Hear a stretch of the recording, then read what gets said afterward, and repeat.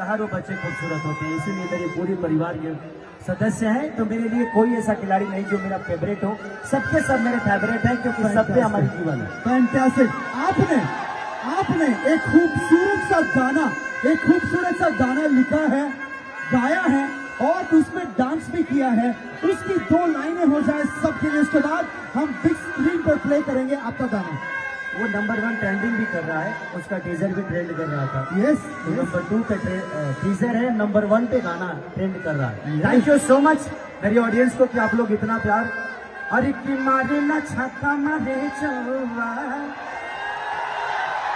कि मारे ना छक्का मारे चौवा, देखो सुपर जायंट्स लखनऊ।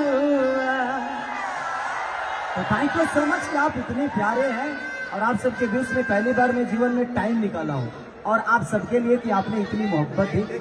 और जाने से पहले ये आपका गाना जो ट्रेंडिंग कर रहा है, जो नंबर 1 पे है, बिग स्क्रीन पर हम बजाने वाले हैं। आप हमारे साथ थोड़ा गाएंगे, थोड़ा डांस भी कर लेंगे तो मजा आ जाएगा। मैं अकेले नहीं नाचूंगा, सब नाचोगे ना? पक्का।